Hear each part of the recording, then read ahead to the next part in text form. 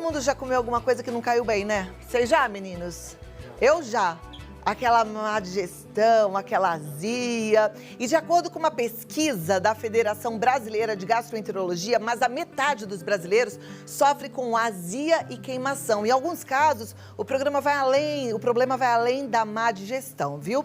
Algumas pessoas chegam a ter refluxo e não sabem.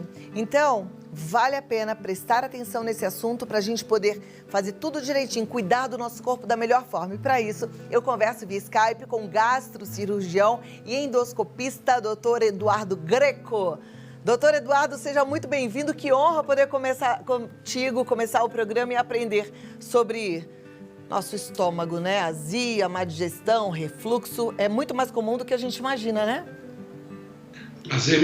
Desculpa, o prazer é meu, né, Cláudia? É sempre um prazer estar com você nesse seu programa maravilhoso que abre as portas para tanta informação. Eu sou um seu seguidor lá no Instagram e vejo que você se preocupa muito com a saúde, sempre passando essa mensagem para as pessoas. Hoje eu vou falar de um tema que é o refluxo, né, que muitas pessoas acham que é algo corriqueiro, estou com uma dorzinha de garganta, né, estou com edema, estou com pigarro, e a gente passa batido, às vezes, por um problema maior. Então, acho que é muito importante, eu estou aqui à sua disposição para esclarecer as dúvidas para as pessoas em relação ao refluxo. Olha, é interessante você falar já desse edema, desse pigarro, desse desconforto na garganta. Eu dei uma olhada no Google e é impressionante a quantidade de pessoas pedindo uma ajuda em relação a isso. Elas relatam que não conseguem engolir, que parece que tem alguma coisa presa, né? E que muitas vezes dá até uma sensação de falta de ar. Isso pode ser refluxo, doutor? Sim, exatamente, Cláudia. É importante a gente passar isso para as pessoas, né? O refluxo ele se manifesta classicamente, né, com aquela queimação. Você bem disse lá no começo do programa, uma certa indigestão, uma dorzinha de estômago, e aí a pessoa percebe que queima aqui no peito, né, que a pessoa volta, sente aquele refluxo voltando, que é o mais comum, né, o que a gente chama de azia. Porém, existem sintomas extragástricos, vamos dizer assim, né? São sintomas que confundem um pouco. Então, a pessoa pode ter pigarro, rouquidão, tem pessoas que têm sinusites, então não sabe o que está acontecendo, porque o ácido está voltando até a garganta. E esse ácido volta e acaba levando a um processo inflamatório dessa região, e a pessoa tem esse tipo de sintoma, dor de garganta, uma sensação de bolo na garganta. Então é importante fazer essa investigação. E além desses, né, Cláudia, tem aquele sintoma clássico também que as pessoas procuram o pronto-socorro numa urgência, falando que estão com dor no peito forte, que parece até que simula um infarto. E a hora que a pessoa vai ver, nada mais é do que essa acidez. O ácido, que ele está nessa animação muito bem feita, o ácido lá no estômago ele é muito útil, ele tem que estar no estômago para ajudar na digestão dos alimentos. Mas quando esse ácido volta ali, ó, está subindo a parte laranjinha aqui para o tubo, para o esôfago, vai começar a dar sintomas do refluxo, e que aí a gente tem, né, de tudo que você disse, muito bem diagnosticado, passando pelo médico. Você vai de um tratamento simples de orientação, de reformulação de alimentação, até mesmo outros tratamentos, né, novidades que tem por aí, tratamentos cirúrgicos, tratamentos endoscópicos. Aí é importante a pessoa se cuidar e buscar um atendimento médico. Existem várias causas para o refluxo? Sim. A pessoa, geralmente, o refluxo, ela vem muito associada. O que causa, né, o refluxo? É a saída do ácido do estômago aqui para o tórax. Então, uma das coisas que acontece, por exemplo, é a pessoa que está com obesidade. Então, a pessoa está com obesidade, o que acontece? Um aumento da pressão do abdômen, da barriga, maior do que a do tórax, e começa a voltar esse ácido. A gente pode comparar, Cláudia, quando as pessoas estão grávidas, né? A gestação, a mulher, no final da gestação, ela começa a ter muito refluxo, que é por conta do aumento do útero.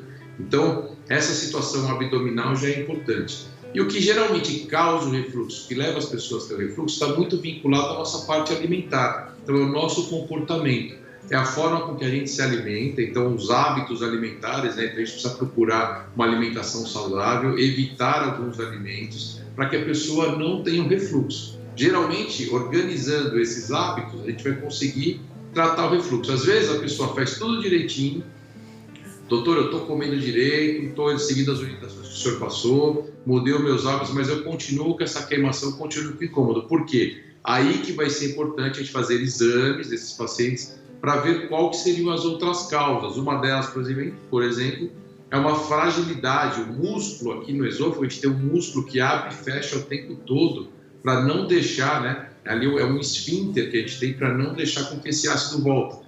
Pode ser uma fragilidade desse músculo, por exemplo.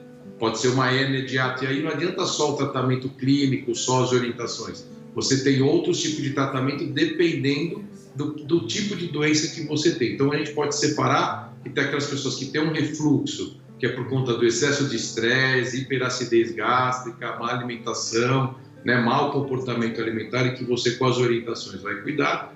Mas você também já tem pessoas que a gente chama que tem a doença do refluxo, que são outras situações associadas, e aí vai ser importante a gente fazer exames, passar por um médico para fazer exames, para a gente ter o diagnóstico correto de algum tipo de outra doença associada. Perfeito. Algumas pessoas, elas lidam melhor com os desconfortos, né? A vida apresenta vários desafios e elas vão com refluxo, passando mal, com azia, má digestão. Se não cuidado, isso pode gerar um problema lá na frente mais sério? Mas não responde agora, daqui a 2 minutos eu volto para você dar a resposta. Combinado? Então, até já. Olha lá, vamos ver se você de repente está empurrando com a barriga, está sentindo tensão, hein? Quem está aí arrastando com a barriga, o refluxo, má digestão, azia. Doutor Eduardo Greco, cadê ele? Se não cuidar, a coisa pode ficar complicada? Vamos lá, Cláudia, isso é importante a gente falar. Já deixo um abraço aí para o Paulinho, obrigado pelas palavras, né? Sempre elegante, sempre gentil comigo. E o pessoal que está em casa, fique atento, não pode simplesmente tomar o remédio do amigo, aquele remedinho, né? Usa aquele protetor gástrico, né? Aquele famoso omeprazol da vida, sem ter avaliação. Importante fazer endoscopia digestiva, importante fazer manometria, que vai estudar as pressões do esôfago, e a pH-metria, que é o exame que vai ver a acidez gástrica. Com isso nas mãos, o médico vai poder dar o diagnóstico correto, porque a primeira situação que acontece com quem tem refluxo é ter esofagites. Então, a esofagite, o que é, né, Cláudia? É a inflamação do esôfago, desse tubo aí. Então, essa inflamação no esôfago, você, com as orientações do seu médico, que a gente vai passar aqui, as orientações nutricionais e de mudança de hábitos, tomando medicações ou algum outro tipo de tratamento, você vai tratar dessa inflamação no esôfago. Se você não tratar adequadamente, você toma um remédio, você tem uma sensação de alívio, você fica 2, 3 dias bem e para de tomar o remédio. O que acontece? Lá no futuro, essa esofagite, que é uma inflamaçãozinha, pode virar uma úlcera, pode virar uma outra lesão, uma outra doença, que a gente chama que é esôfago de Barrett, que já é uma mudança do epitélio do esôfago, que pode ser uma lesão que no futuro vai virar o quê? Câncer. Então, uma esofagitezinha, um refluxo besta, se a pessoa não trata adequadamente, pode no futuro até desenvolver um câncer. Então, é importantíssimo esse alerta que você trouxe aqui pra gente. Perfeito. Aí, a minha outra pergunta é, as pessoas às vezes já sabem que se elas vão comer uma fritura, elas vão sentir uma azia, mas caem na tentação e acabam insistindo sempre nesse tipo de comida que faz mal, que elas sentem um desconforto. Isso também pode ser prejudicial a longo prazo? Sim, exatamente. Por isso que a primeira medida, né, Cláudia, é exatamente essa, a gente orientar os pacientes em relação à sua alimentação. Claro que vai fazer esses exames que a gente falou, a endoscopia vai ser fundamental para a gente identificar, mas o primeiro passo é esse. Uma alimentação onde a pessoa, para quem tem refluxo, a gente passa, as pessoas já sabem, mas é importante reforçar. Cuidado com as frituras, cuidado com o excesso de refrigerantes e os grandes vilões, né? A bebida alcoólica, o café, né? Então o café tem substâncias que vão fragilizar ali a região do tônus muscular, e o chocolate. Então não é que está proibido, não é que não vai poder comer nunca, mas para quem tem o refluxo, tem que evitar esses alimentos. E quando for exagerar, tem que ter tido a orientação do seu médico em como se cuidar. Que remédio eu posso tomar? Se no dia seguinte eu estiver passando mal, o médico já fez uma endoscopia, já sabe que vai poder passar, pode te passar a medicação adequada. E além disso, a gente sempre pede para que a pessoa se alimente a cada 3 horas, né? Uma alimentação balanceada. E na hora de dormir, isso é fundamental. Se você vai dormir às 10 horas da noite, por exemplo, 7, 8 horas tem que ser a sua última refeição, porque senão você deita com o estômago cheio de comida, forma um monte de ácido, e aí é gravidade, né, Cláudia? A pessoa deita, é igual você pegar um copo e virar na mesa aí, vai esparramar tudo, vai vir ácido, vai ter essa sensação de acordar com dor de garganta, sufocamento, tosse, né? Tem alguns pacientes que têm uma tosse crônica, que na verdade é causa do refluxo. Levantar a cabeceira da cama adianta de verdade ou não? É um paliativo?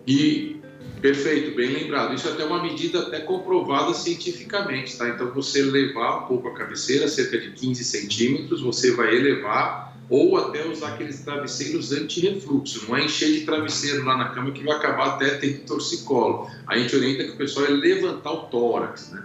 essa parte do seu peito ficar um pouquinho erguida vai ajudar muito, bem lembrado. Tá, joia. Agora tem algumas perguntas, a turma já mandou, a gente vai colocar aqui na tela. Queremos ouvir as suas respostas, combinado, doutor? Claro, vamos lá. Então vamos lá, vamos colocar aqui na tela, você que está em casa já vai acompanhando. A primeira pergunta já vai aparecer aqui, se Deus quiser, que eu estou esperando, agora sim. Sei que muitos alimentos pioram a indigestão e o refluxo. Por outro lado, há alimentos que ajudam nesses casos? Sim, então a alimentação sempre uma alimentação saudável, né? Então, verduras, né? Legumes bem cozidos, você ter uma alimentação balanceada, evitando o excesso de sal, por exemplo, eliminando as frituras. Então, retirando essa parte, os alimentos que vão ajudar a sua digestão, né? Então, as verduras, couve faz muito bem, né? O pessoal gosta de comer couve, chás. Então, sempre uma alimentação balanceada, com alimentos naturais, né? Com alimentos frescos, o peixe, evitando frituras em excesso, vai fazer bem para quem tem refluxo. Tá, joia. A próxima pergunta já vai para a tela. Olha aí, gente, quem tem refluxo, má digestão, azia. As perguntas de um sempre ajudam, com certeza, os outros, porque somos bem parecidos, né? Cadê? Põe na tela aí. Eu vou falando só para enrolar, para não ficar com cara de boba procurando a tela, gente. Agora sim. Tenho uma tosse persistente e o clínico disse que provavelmente é refluxo, mas pediu apenas uma radiografia do tórax. Que exame é suficiente? Esse exame é suficiente? Não, então, aí para ele não só o tórax, a gente precisa fazer endoscopia, manometria, né, e a pH-metria. Porque, por exemplo, ele pode estar com esofagite, essa tosse pode ser à volta, e quando tem a tosse é porque o ácido está subindo muito. Então, provavelmente ele já tem uma frouxidão, uma fragilidade lá do esfíncter, lá da válvula.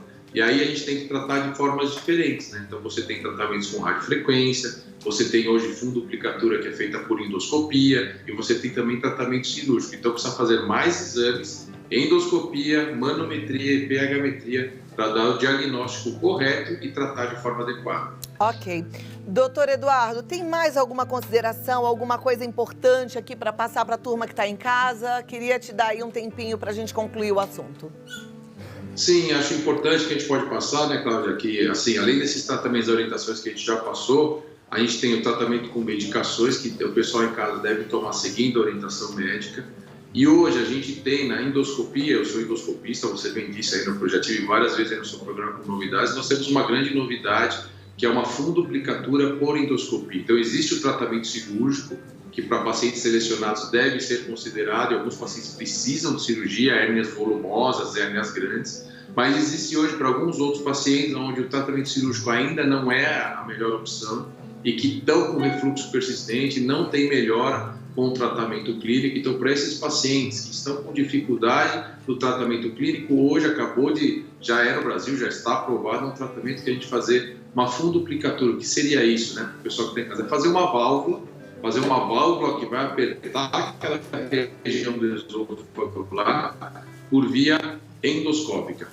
Então, essa válvula por via endoscópica, a gente consegue sem furo, sem cirurgia, nada, pela boca do paciente. Pacientes bem indicados, que foram lá, a gente fez a seleção, examinou, fez os exames devidos. Hoje já tem também essa alternativa para esses pacientes. Então, o que é importante? Quem tem refluxo em casa, procure um médico, busque o seu tratamento e busque, porque existe hoje já uma série de tratamentos novos, menos invasivos, para curar o refluxo e evitar no futuro esses problemas que a gente conversou aqui, Cláudia. Que ótimo, excelente notícia que o doutor Eduardo Greco trouxe para a gente. Obrigada, doutor, até a próxima. Vou passar os seus contatos aqui para nossa turma.